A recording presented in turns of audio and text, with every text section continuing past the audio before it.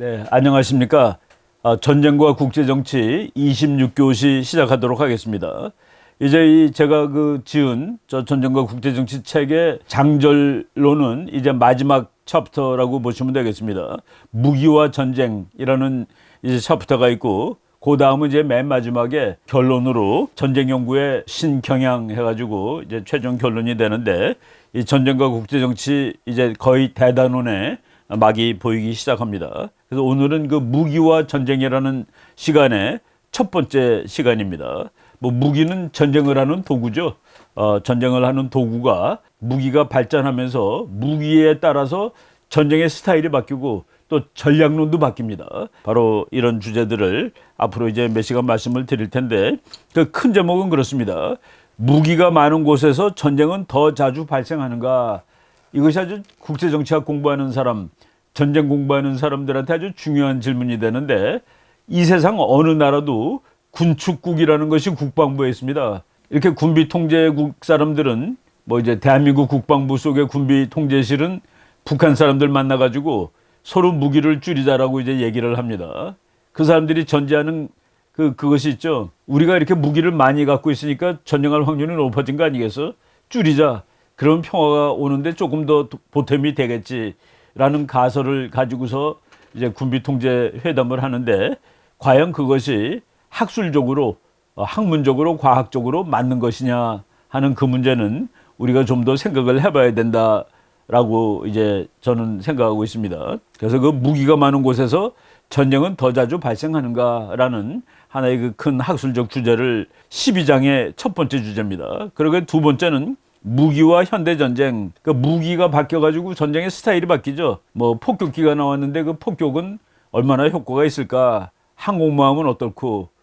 이런 식으로 제가 이제 모든 것을 다 다룰 수 없지만은 그 중에서 몇 가지 중요한 이슈들을 잡아서 이제 그 무기가 현대전쟁에 어떤 영향을 미쳤는가를 이제 쭉 한번 말씀을 드리겠습니다.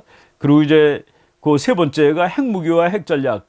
무기 중에서 가장 그 무시무시한 무기가 핵무기인데, 핵무기는 전쟁의 성격을 바꿔놨습니다. 핵무기가 나오기 전까지 가장 중요한 그 국방 개념은 방위였습니다. 방위, 디펜스. 그런데 핵무기가 나온 다음에서부터는 방위라는 개념이 의미가 없어요. 다 죽은 다음에 방위하면 뭐합니까? 다 죽은 다음에 이기면 뭐 하겠습니까? 그래서 핵전쟁, 핵무기가 나온 이후에는 핵전쟁은 이건 하면 안 되는 것이다. 그래서 디펜스라는 개념 대신에 디터런스, 우리가 이제 여러 번 얘기했습니다. 전쟁 억지. 그런데 핵무기가 그 전쟁에 미친 영향은 무엇인지 이런 것들을 한번 살펴보는 시간으로 이 마지막 장을 운영하도록 하겠습니다. 우리가 이제 그 전쟁을 공부하는데 그 도구를 공부하는 겁니다. 도구. 예, 우리가 이제 만년필도 도구죠. 도구들을 많이 쓰는데 도구 중에 무기가 들어갑니다. 그런데 인간이 만든 무기 중에서 첫 번째가 무엇일까에 대해서 제가 한번 글을 부탁받은 적이 있었는데, 예를 들어서 창이 아주 중요한 무기죠. 활이 중요한 무기입니다. 그런데 창하고 활이 그 첫 번째 무기일까? 한번 여러분들 생각해 보십시오. 그런데 창을 가지고 예를 들어서 사슴을 잡았다. 그러면 그거는 무기는 아니죠. 그냥 도구입니다. 활을 가지고 곰을 잡았다. 그거는 돼지를 잡았다. 멧돼지를. 그 원시인들이 이제 사냥하는 겁니다. 사냥에 쓰이는 무기들은 무기가 아닙니다. 무기는 사람, 저쪽도 사람이래야 돼요. 사람을 향해서 싸움할 때 쓰는 도구라 해야지 무기라고 얘기할 수 있는데, 그 사람을 향해서 쓰여지면은 창과 활이 다 무기가 되지만은 그것이 동물을 향해서 쓰여졌을 때는 무기가 아니다. 그래서 저는 그 글을 부탁받고 인간이 첫 번째 만든 무기는 방패다라고 이제 주장을 한 적이 있었습니다. 방패는 뭐겠습니까? 그거는 사냥할 때는 방패를 들고 다니진 않죠. 사람하고 싸울 때만 방패를 들고 다니는 겁니다. 그래서 아마도 우리 인간이 만든 도구 중에서 가장 먼저 만든 무기로서의 도구는 방패일 것이다 라는 생각을 한번 해본 적이 있었습니다. 그 내용은 제가 이제 책에 쓰지는 않았는데, 무기를 이야기하다 보니까 갑자기 이제 생각이 나가지고 이 말씀을 드렸습니다. 그런데 무기가 많아서 전쟁이 난다. 무기가 없으면 전쟁이 안 난다라고 얘기하는 것은 사실은 그 가정이 틀리는 얘기입니다. 무기를 독립변수로 본 거예요. 사람이 전쟁을 하죠. 사람이 전쟁을 합니다. 우리가 이미 그런 얘기를 제가 그 국제정치 강의할 때 한 적이 있었던 것 같은데, 아인슈타인 박사가 그렇게 얘기한 적이 있었습니다. 이제 3차 대전은 인간이 핵무기를 가지고 할 것이다. 그래서 핵무기 가지고 3차 대전을 하면은, 그러면은 뭐 문명이 파괴가 되는 것이죠. 그런데 만약 인간이 살아남아서 살아남게 된다면은 또 인간들은 전쟁을 또 할 거다. 그런데 3차 대전 이후에 살아남은 인간들이 벌이게 될 뭐 그것을 4차 대전이라고 합시다. 4차 대전은 추석전이 될 것이다. 돌 던지는 싸움이 될 것이다. 라고 얘기를 했습니다. 문명이 없어졌으니까, 그러니까 핵이라는 어마어마한 물건으로도 전쟁을 하지만은 인간들은 돌 가지고도 전쟁을 할 수 있다. 그래서 여기서 돌이나 핵무기는 독립변수가 아닙니다. 인간이 독립변수입니다. 그런데 이제 많은 무기와 전쟁이라는 그 주제를 연구하는 사람들은 그 무기를 자칫 독립변수로 착각하는 그런 성향이 많다라는 것은 우리가 이제 미리 염두에 두고서 이 주제를 한번 공부했으면 좋겠습니다. 무기와 전쟁에 관한 상식적인 그리고 다수설적인 학설, 이 얘기는 너무나도 다수설이기 때문에 여기에 대해서 많은 사람들이 질문하지 않습니다. 뭐냐면은 군비 경쟁을 했기 때문에 전쟁이 발생하는 것이야. 이것이 너무나도 다수설입니다. 군비 경쟁을 안 했으면 전쟁이 안 났을 텐데 군비 경쟁을 해서 전쟁이 난 것이지. 그리고 또 이제 군비 경쟁이 이루어진 이후의 싸움은 정말로 잔인해질 거야. 쉽게 얘기해서 탱크 100대씩 가지고 있는 나라가 싸우는 전쟁보다 탱크 1000대씩 가지고 있는 나라가 싸우는 전쟁이 훨씬 잔인할 거야. 그리고 좋은 무기를 가진 경우에 전쟁은 너무나도 잔인해질 거야. 이런 식으로 몇 가지 검증되지 않은 상식적인 다수설이 있습니다. 무기가 많은 곳에서 전쟁이 난다. 무기가 많은 곳에서 전쟁이 났을 경우에 더 비참해진다. 그리고 더 과학적인 현대무기는 더 전쟁 결과를 비참하게 만든다. 그런데 이런 것들은 연구해 보니까 그렇지 않다라고 이 결론이 나오고 밝혀진 것입니다. 또 잘못된 생각 중에 하나는 좋은 무기를 가지고 있으면 국가 안보가 보장된다라고 믿는데, 그것도 이제 학자들이 연구해 보니까 그것도 맞는 얘기는 아니다. 좋은 무기가 국가 안보를 보장하는 것은 아니다.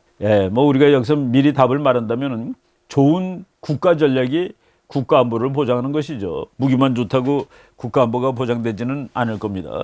무기가 많은 곳에서 전쟁은 더 자주 발생하는가? 우리가 지금 이제 무기와 전쟁이라는 장의 첫 번째 문제를 이제 보겠습니다.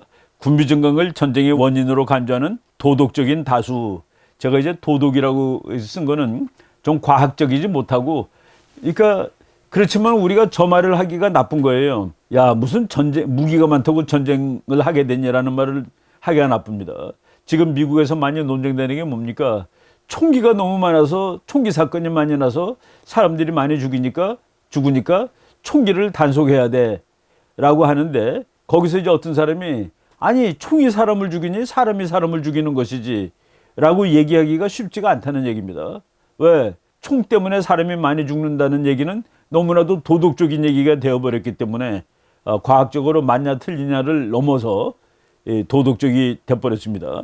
그래서 내가 군비 증강을 전쟁의 원인으로 간주하는 도덕적 다수, 바로 이런 의미에서 이제 도덕적 다수라고 썼습니다. 물론 이제 인간이 다른 동물하고 구분되는 첫 번째 기준은 도구를 쓰느냐죠. 도구. 뭐 불을 발명했고, 불은 도구 중에서 정말 끝내주는 그 도구가 됩니다. 인간이 수많은 도구를 발명하고 그리고 자연을 지배하게 됐습니다. 사실 인간이 어떻게 자연을 지배하겠습니까? 최근에 와서는 이제 인간이 자연을 지배하겠다고 우쭐거리고 있습니다. 저는 개인적으로 환경론자들에 대해서 몇 가지 좀 그 반대하는 견해가 있는데, 제가 그 반대하는 이유는 많은 환경론자들이 지구 환경을 인간이 고칠 수 있다라고 믿고 있습니다. 자연까지 인간이 컨트롤할 수 있다고 믿는 거예요. 그래서 저는 그 부분이 조금 너무 좀 건방지다는 생각이 들어가지고 참 그 절대적인 환경론자들의 견해에 찬성하지 않는 편입니다. 그런데 뭐 우리가 이제 무기를 봤을 때 오늘날의 무기 체계가 너무나도 발전을 하다 보니까 결국은 그 인간의 문명 자체를 위협할 정도로 무시무시한 무기들이 많이 나왔다. 뭐 이것은 우리가 부인할 수 없는 사실이죠. 핵무기, 핵무기는 지구에 지금 많이 핵 군축이 일어나 가지고 미국과 소련이 한참 그 많을 때보다는 지금 거의 한 5분의 1 이하로 이제 줄어들었습니다만은, 그럼에도 불구하고 미국이 가지고 있는 약 10,000발의 핵폭탄, 그리고 소련이 가지고 있는 그 구소련이죠. 지금 러시아가 가지고 있는 한 몇천 발의 핵폭탄은 만약 사용될 경우에 지구 문명이 끝날 정도로 그 무시무시한 파괴력을 가지고 있는 것이 사실입니다. 그래서 그 핵무기가 나왔을 때 핵무기가 나온 세계를 그 키신저 박사가 재미있게 비유를 했습니다. 인간이 핵 및 핵무기를 개발했다는 사실은 마치 신의 불을 훔친 죄 때문에 영원히 지속되는 처절한 고통의 벌을 받는 그리스 신화에 나오는 프로메테우스 이야기와 같다. 그 프로메테우스라는 제가 이제 인터넷 들어가 보니까 그림들이 있더라고요. 저건 물론 신화니까 상상해서 그린 그림인데, 프로메테우스가 신의 불을 훔쳤습니다. 저 불을 훔쳐서 인간 생활은 엄청나게 좋아졌는데, 그래서 그 신의 분노를 받아서 프로메테우스가 이제 벌을 받는다는 그 신화 이야기인데, 낮에는 바위산에 이제 철근으로 묶여 있습니다. 묶여 있는데 독수리가 와서 그 사람을 막 파먹는 거예요. 근데 밤이 되면은 그 파먹힌 자국이 전부 또 이렇게 회복이 됩니다. 그 다음날 또 파먹히고, 그리고 또 밤엔 또 이제 회복이 되고, 그래서 영원히 이 처절한 벌을 받는 인간이 핵폭탄을 만들어서 마치 프로메테우스가 하나님의 불을 훔쳐가지고 저렇게 고통받는 그런 세월을 살게 되었다라고 키신저 박사가 자기 그 핵무기와 외교정책이라는 책에서 저 얘기를 비유를 하고 있는데, 이 무기가 바로 그렇게 그 무시무시한 그 영향을 미치는 것이죠. 우리가 또 여러 번 말했던 콘라드 로렌츠라는 독일의 동물 행동학자, 오스트리아 출신의 동물 행동학자입니다. 노벨상도 받은 이 사람이 인간이 저지른 8가지 죄악이라는 옛날 책이죠. 한 수십 년 전에 나온 책인데, 그 8번째 죄악이 핵무기랍니다. 그래서 로렌츠 교수가 핵무장이 가장 두려우나 그래도 8가지 죄 중에서는 해결하기 쉬운 죄라고 얘기는 했습니다. 그렇지만은 핵무기를 만들었다는 사실은 인간의 현대의 문명이 저지른 8가지 대죄악 중에 하나다. 그러니까 마치 프로메테우스 신화를 키신저 박사가 얘기하는 거랑 비슷한 얘기입니다. 그리고 우리가 이제 여러 번 얘기했죠. 아인슈타인 박사가 자기 친구가 인간이 이렇게 무시무시한 이렇게 초과학적인 핵무기를 만들어 놓고 이거 쓰는 방법을 몰라서 쩔쩔매는 이유는 뭡니까? 라고 물어봤더니, 그 질문 참 쉬운 질문이야. 왜냐하면 정치학이 물리학보다 더 어렵기 때문이지 라고 얘기했던 거, 여러분들이 제가 여러 번 소개했던 거를 기억나시는 분들이 있을 겁니다. 그리고 고대 중국의 그 전쟁 철학들을 보면은 무기를 불상지기, 이거 불길한 도구야. 무기라는 것 자체가 불길한 일이지. 그러니까 그 사람을 죽이는 칼이라든가 창을 아주 나쁜 물건으로, 기분 나쁜 물건으로 취급하였다. 그리고 무기와 전쟁 사이에는 직접적인 관계가 있고, 전쟁은 나쁜 거고 그 전쟁을 일으키는 무기도 나쁜 것이야 라고 생각을 한 겁니다. 그래서 이렇게 생각하는 것이 무기와 전쟁에 관한 보편적인 생각입니다. 그리고 이 같은 생각은 무기와 전쟁에 관한 도덕적인 다수설이 되었습니다. 그렇지만은 그것이 과학적으로 증명된 설명은 아니다라고 이제 제가 말씀을 드리는 거죠. 그런데 사실 사람들은 이와 같은 그 도덕적 다수설을 받아들인 것은 아닙니다. 그 무기가 많으면 전쟁이 난다고 그러는데, 무기는 항상 어제보다 오늘이 많았어요. 인간 역사 몇천 년을 보면은 무기는 점점 많아졌지, 그것이 대폭 줄어들고 그런 적은 별로 없었다. 그래서 군비 통제, 군비 감축이 실질적으로 성공한 적은 없었다. 예를 들어서 말이죠, 구축함을 못 만들게 해서 구축함 숫자가 줄어들었습니다. 그러니까 구축함을 못 만들게 하니까 사람들이 뭐 했는지 아십니까? 항공모함 만들었습니다. 그러니까 결국은 무기가 줄어든 것이 없어요. 그래서 이 세상의 대부분의 군비 통제는 다 실패로 돌아갔다가 맞는 것이죠. 즉, 사람들은 이와 같은 보편적 상식을 받아들이지 않았다. 그리고 무기를 가능하면 많이 만들려고 했다. 그러니까 무기를 많이 쌓아놓고 있으면은 평화가 오는 것이라고 마음 안정을 얻었다. 그런데 제가 얘기했죠. 그것은 사실과 다르고 좋은 무기가 평화를 보장한 것은 아니었다라고 얘기를 했었습니다. 그러면은 이제 질문입니다. 무기를 많이 만들어서 배치하고 있었기 때문에 더 많은 전쟁이 발발했을까? 이제 이 문제는 본질적으로 우리가 따져보면은 국가들은 왜 무장을 할 것인가? Why Nations Arm? 이건 뭐 책 제목인데 제가 아주 감동받으면서 읽었던 책입니다. 국가는 왜 무장을 하는가? 이거를 우리 대학생들한테 물어보면은 국가 안보 때문에요. 옆 나라가 침략할까 봐 무섭잖아요. 그러니까 무장하는 것이죠 라고 얘기하는데, 제임스 페인이라는 사람이 그 연구한 그 책의 제목이 Why Nations Arm인데 우리가 생각하던 거랑 완전히 다른 이유를 설명하고 있습니다. 국가 안보 때문에 국가들이 무기를 만든 것은 아니다라는 참 그 황당하고 놀라운 결론을 뭐 도출한 그런 책도 있었습니다.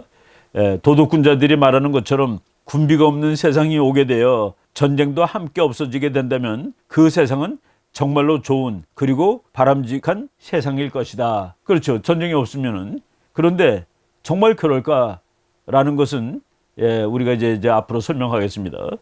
제가 말이죠. 그 맨 처음에 미국 유학 갔을 때 팀을 짜주면서 가설을 만들고 그 가설을 검증해 보라 뭐 이런 그 숙제를 받아가지고 그 뭐 미국 사람들 몇 명하고 팀을 만들어가지고 이제 가설을 하나 만들어갖고 검증을 하는데, 그때 제가 아이디어를 냈습니다.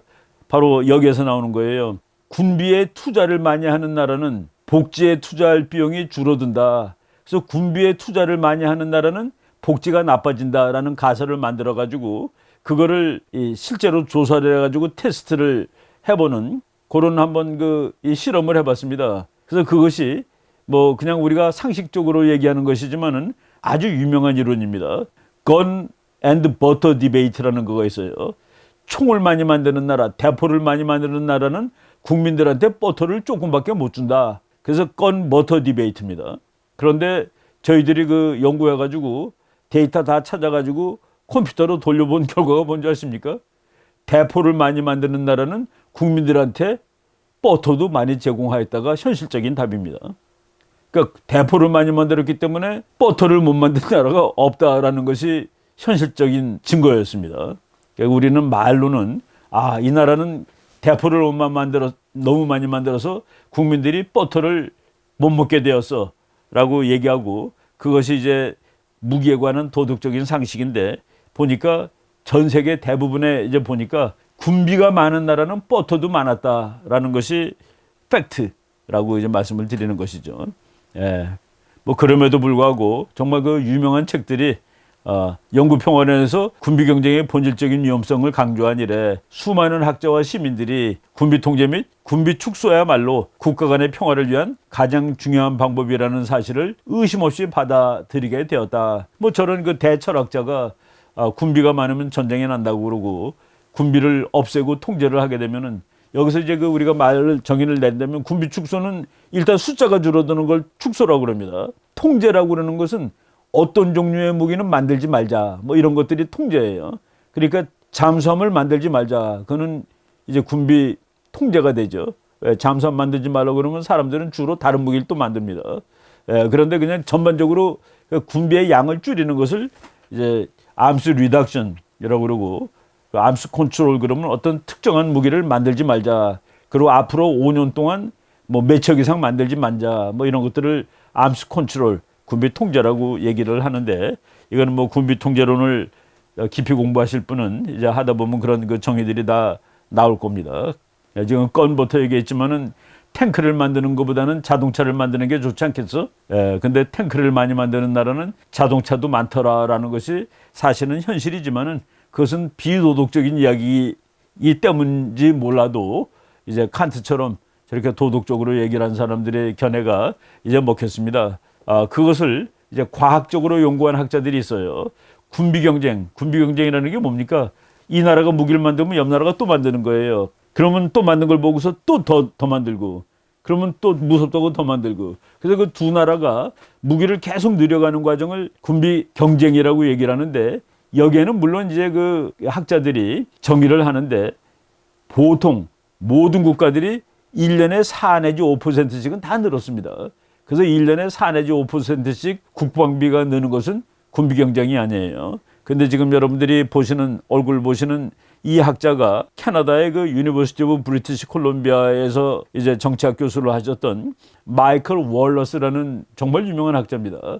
마이클 월러스라는 분이 자기 나름대로 두 나라가 1년에 10% 이상씩 군비를 증강하는 경우 이것을 군비 경쟁으로 봐야 된다. 그리고 군비 경쟁을 하는 경우에 전쟁으로 이제 빠져들어갈 확률, 이거를 그 모든 데이터를 다 찾아가지고 이제 분석을 한 겁니다. 그래서 군비 경쟁은 전쟁의 원인이다라는 사실을 처음으로 과학적으로 밝혀낸 학자가 바로 마이클 월러스라는 교수인데, 마이클 월러스 교수의 그 발견을 잠깐 얘기를 한번 해보겠습니다. 군비 경쟁이란 둘 또는 그 이상의 국가들이 군사력이 밀리터리 아웃레이 그랬으니까 뭐 이제 약간 좀 넓게 본 겁니다. 동시적 그리고 비정상적으로 급격하게 증대하고 있는 현상. 그러고서 이제 이 사람은 국방비가 10%씩 느는 것 정도를 이제 군비 경쟁으로 봐야 된다라고 얘기를 했죠. 그리고 군비 경쟁은 항상 국력이 비슷한 나라 사이에서 일어나는 것이고, 그리고 군사적으로 라이벌 관계에 있는 나라들 사이에서만 군비 경쟁이 있다. 예를 들어서 우리나라가 잠수함을 사왔는데 보니까 페루도 사왔어요. 아, 한국하고 페루가 군비 경쟁을 했다라고 말하는 것이 안 된다는 얘기입니다. 우리나라가 잠수함을 샀는데 북한도 샀다, 중국도 샀다, 일본도 샀다. 그럼 아마 이것은 군비 경쟁에 속하는 그런 내용이 될 수 있을 것 같습니다. 그래서 이제 비슷한 나라 그리고 경쟁 관계에 있는 나라, 그런 나라들이 비정상적으로 그 밀리터리 아웃레이, 뭐 국방비가 1년에 10%씩 막 늘어나는 거, 이거를 암스 레이스라고 보고, 이 암스 레이스 현상이 전쟁으로 귀결되느냐 아니냐를 이제 마이클 월러스라는 학자가 이제 과학적으로 분석을 한 겁니다. 뭐 또 이제 그 암스 레이스, 군비 경쟁이라는 것을 이제 정의를 해야 되는데, 월러스 교수가 이제 정의 내린 거는 지금 방금 말했듯이 연 4, 5% 정도는 그냥 정상적인 거로 치고 10%를 군비 경쟁으로 봤다 했는데, 폴 딜이라는 또 그 유명한 학자가 있습니다. 이 사람은 그 텍사스 대학의 달라스 분교의 국제정치학 교수인데, 이 사람은 두 나라가 이제 서로 전쟁까지는 아니더라도 으르렁거리는데, 그 으르렁거리는 나라가 지난 3년 동안 매년 8% 이상 국방비가 늘어났을 때 그 나라는 군비 경쟁을 하였다라고 정의를 내렸습니다. 그러니까 이제 정의를 내리는 거는 학자가 스스로 정하는 거예요. 그래서 그 정의가 왜 그렇게 정했니 그러면은 엄밀한 의미에서 뭐 이렇게 그 왜 7%는 아니고 8%부터 군비 경쟁이냐라고 얘기할 수도 있어요. 그렇지만은 저분들은 이건 이제 귀납법이죠. 이런 경우를 군비 경쟁으로 정의 내리면은 문제가 없다라고 이제 역사를 다 보고서 이제 스스로 이 기준을 삼은 겁니다. 그런데 폴 딜 교수는 이제 국제 분규, 두 나라가 이제 뭐 전쟁까지는 아니지만은 디스퓨트, 논란이 생긴 거예요. 그런데 그 3년 전에 8%씩 국방비가 늘어났으면은 그 나라는 군비 경쟁을 했다라고 본다. 요거는 이제 군비 경쟁에 대한 그 정의입니다. 그런데 이제 우리가 표안나 보실 텐데, 심각한 국제 분규, 그 인터내셔널 디스퓨트가 전쟁이 될 수도 있고 평화적으로 끝날 수 있습니다. 서로 말싸움하다가 아예 치고받고 하는 경우가 있고 그냥 말로 해결되는 경우가 있어요. 그런데 이제 그 월러스 교수가 99개의 심각한 국제 분규를 쭉 살펴봤습니다. 그 중에서 군비 경쟁이 있었던 28회, 그리고 군비 경쟁이 없었던 뭐 71회, 그래갖고 전부 다 99회를 봤는데, 군비 경쟁이 있었던 28회 중에서 23회가 전쟁으로 끝났습니다. 그리고 군비 경쟁이 없었던 국제 분규 71회 중에서 68회는 전쟁까지 가지 않은 거예요. 군비 경쟁을 하지 않은 경우에는 71회 중에서 단 3회만이 전쟁으로 귀결이 되었다. 그러니까 이 월러스 교수는 봐라, 군비 경쟁은 이게 전쟁으로 가는 길이야. 두 나라가, 저 나라가 무기를 사오니까 나도 사와, 너도 사오고 또 나도 사오고, 그래서 1년에 10%씩 국방비를 늘린 경우에 이 국제 분규는 전쟁으로 갈 확률이 28분의 23이 나온 것이죠. 군비 경쟁이 선행된 경우가 28회가 있었는데 그 중에서 23회는 전쟁으로 귀결이 되었다. 그리고 군비 경쟁하지 않고 말로만 으르렁거리고 싸운 경우가 71회인데, 그 71회는 68회가 그냥 평화적으로 이제 일이 끝나고 3회만이 전쟁으로 갔다. 그러니까 암스 레이스는 얼마나 전쟁하고 밀접한 관계가 있는 것이냐라고 얘기를 하고, 저 논문이야말로 이제 군비 경쟁과 전쟁의 관계가 이렇게 상관관계가 높다는 사실을 이제 밝혀낸 아주 그 유명한 논문입니다. 그래서 월러스의 연구는 군비 경쟁은 전쟁의 발발 가능성을 높인다는 주장에 가장 강력한 과학적 근거로서 이용되었다. 그래서 이제 군비 경쟁과 전쟁의 관계에 관한 뭐 이거는 짧은 논문이지만 엄청나게 유명한 우리가 이제 전쟁 공부하는 사람들은 다 읽는 그런 논문이 됐습니다. 근데 이제 그 논문이 나오자마자 그냥 또 학자들이 이제 비판을 하죠. 비판을 하니까 이제 뭐 비판하는 것도 제가 이제 말씀을 다 드리겠습니다. 저 논문을 다시 수정을 했어요. 수정을 해가지고 우리가 이제 그 항상 제가 이제 국제정치 강의하면서 말한 게 뭡니까? 베지티우스가 로마의 군사 전략가라고 그랬죠. 평화를 원하는 자 전쟁에 대비하라. If you want peace, prepare for war. 평화를 원하거든 전쟁에 대비하라. 바로 왈라스 교수가 그런 엉터리 말이 어딨니? 그러고서 전쟁에 대비한 나라들은 다 전쟁을 가지게 되었다. 뭐 영어로 말하면 그래요. 전쟁에 대비한 나라들은 다 전쟁을 하게 되었다라는 가설을 이제 만들고 그것을 증명해냈습니다. 통계적 방법에 의해서 검증하였다. 그래서 그 모델을 바로 평화를 원하면 전쟁을 준비하라 라는 것을 준비 모델이라고 이 사람이 이름을 줬어요.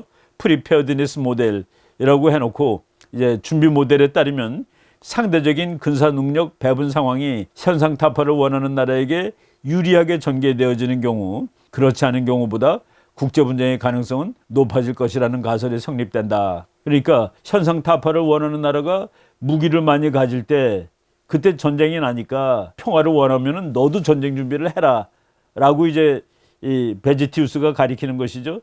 즉 현상 타파를 원하는 나라의 군사력이 더욱 강해지는 것을 허용하는 경우 전쟁 발발 가능성은 높아진다. 그게 바로 준비 모델 베지티우스의 이론입니다. 그래서 왈라스 교수가 이제 그 앞에 지금 99개의 그 디스퓨트를 연구했다고 그랬죠. 거기서 사용된 것과 같은 자료를 사용해서 현상 타파를 원하는 나라가 리비저니스트 스테이트라고 보통 이제 학자들이 얘기합니다. 수종주의 국가예요. 현상 질서 싫다. 그러니까 이제 질서를 바꿔야 돼. 이런 나라의 군사력이 훨씬 강한 경우 현상 타파를 원하는 나라의 힘이 현상 유지를 원하는 나라의 힘에 비해 상대적으로 강할 경우 그리고 양자 모두의 군사력이 강화되는 경우 이게 세 가지를 보는 겁니다. 그러니까 현상 타파를 원하는 나라가 완전히 훨씬 강할 때 상대적으로 강할 때 그리고 두 나라가 다 현상 타파 현상 유지 국가가 다 군사력을 내리는 경우 그때 그 국제 분쟁이 어떻게 전쟁으로 가느냐를 분석했죠. 그리고 현상 타파를 원하는 나라의 군사비가 현상 유지를 원하는 나라의 군사비의 1.5배에 이르는 경우를 결정적 우위로 간주했다. 이거는 제가 학자들이 자기 과학적 연구를 하더라도 이렇게 과학적이지 않은 경우가 끼는 겁니다. 우리가 전쟁이라는 것이 뭐냐? 1000명 죽은 거 맨 처음에 얘기했죠. 왜 1000명으로 보니?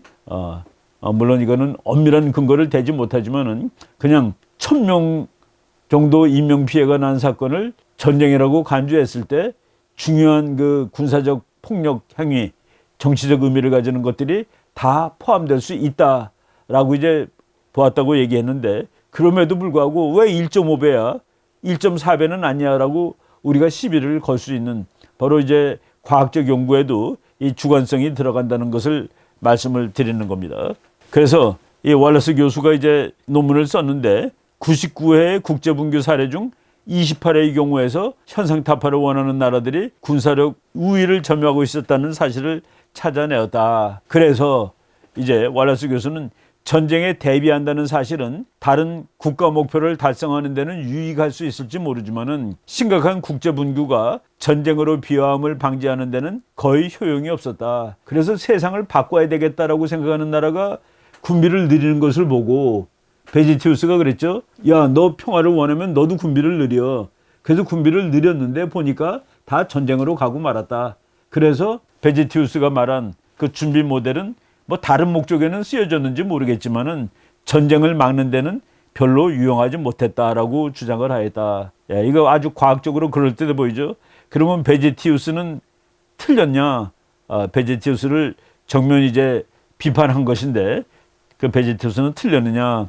예, 그건 제가 이제 나중에 또 설명을 하겠습니다.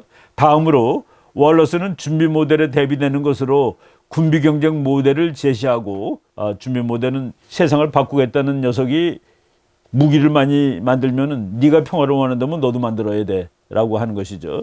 그런데 군비 경쟁 모델 요건 이제 다른 겁니다. 조금 군비 경쟁 모델로부터 도출될 수 있는 가설을 수립하고 그 가설을 검증하였다. 이제 가설입니다. 군비 경쟁을 수반하는 국제 분쟁이나 국제 분규는 그렇지 않은 경우보다 전쟁으로 발전할 확률이 높다. 말로만 싸우는데 칼을 막 갈거나 칼을 더 많이 사오지 않는 경우, 근데 말로 싸우면서 칼도 준비하는 경우, 그걸 이제 암스 레이스 모델이라고 그래가지고 칼을 준비하는 경우, 그때 말로만 하는 경우보다 전쟁할 확률이 높냐를 이제 봤는데, 요 이제 데이터를 조금 바꿨어요. 그래서 국제 분규의 사례를 80회로 축소를 하고, 아까 99회라고 그랬었죠. 예, 이제는 80회로 줄이고, 그 중에서 군비 경쟁이 동반된 경우가 15회, 그렇지 않은 경우가 65회였다. 그렇게 이제 99회의 자료를 가지고 한 거랑 조금 이제 숫자가 다르게 나옵니다. 왈러스의 연구 결과는 아래의 표와 같다.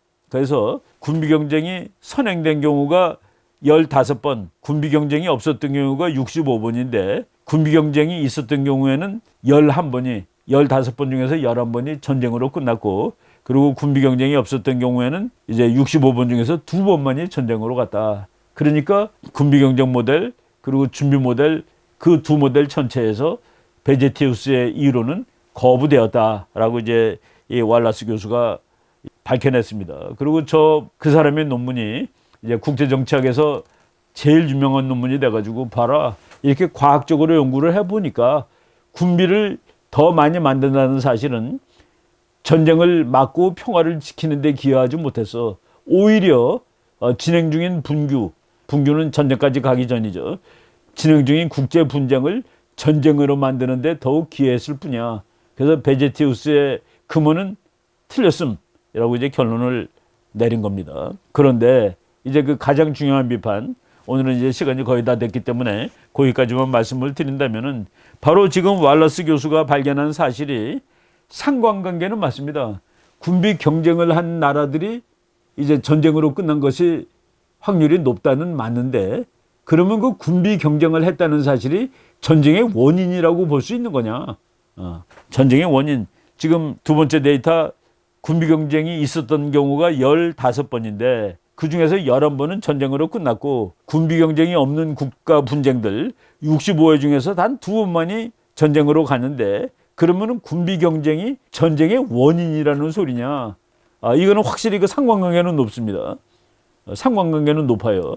여러분 이제 다시 한번 또 상관관계하고 인과관계를 말씀드린다면은, 뭐 쉬운 예를 하나 들겠습니다. 어떤 학생이 이제 수학을 100점 맞았는데 그 학생이 영어도 100점을 맞더라 보니까, 어떤 학생은 수학을 90점 맞았는데 영어도 90점이에요. 그리고 어떤 학생은 수학이 70점인데 영어도 70점이다. 이거는 완전히 퍼펙트 상관관계입니다.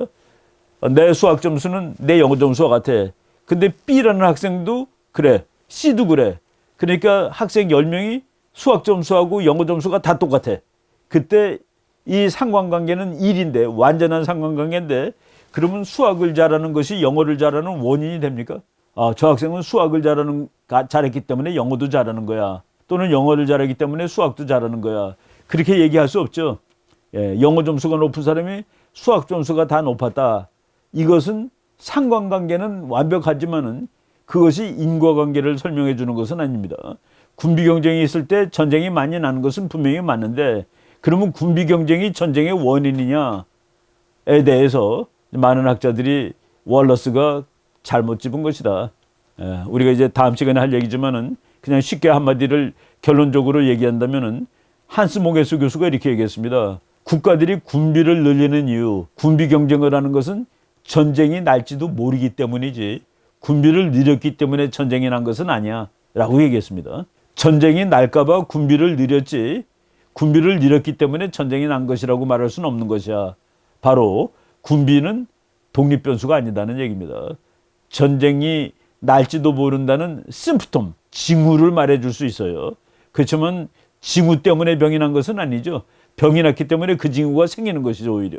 그래서 이 방법론상으로 왈러스 교수가 이렇게 다 아주 정교한 그리고 대단한 역사 공부를 하고 논문을 썼지만은, 그 논문이 이제 인과관계를 밝혀준 것까지는 아니다라는 비판을 엄청나게 많이 받습니다. 그래서 그 왈러스 논문이 이제 전쟁과 군비 상관관계를 이제 뭐 아주 명확하게 밝히고 있지만은 그래서 아주 유명한 논문이 됐고 베지티우스도 비판하고 그리고 무기가 많은 곳에서 전쟁이 난다는 그 도덕적인 이론을 강력하게 뒷받침해주는 이론은 됐지만은 이제 이 다른 많은 학자들로부터 또 비판을 받지 않을 수가 없게 되었다. 왜냐하면은 인과관계를 가지고 설명한 것은 아니기 때문에라고 말씀을 드리겠습니다. 그래서 오늘 강의는 여기까지 하고 이제 이 월러스 이론에 대한 비판 뭐 또 다른 이론들이 막 쏟아져 나오는데 그 부분을 다음 시간에 말씀드리도록 하겠습니다. 오늘 여기까지 하겠습니다.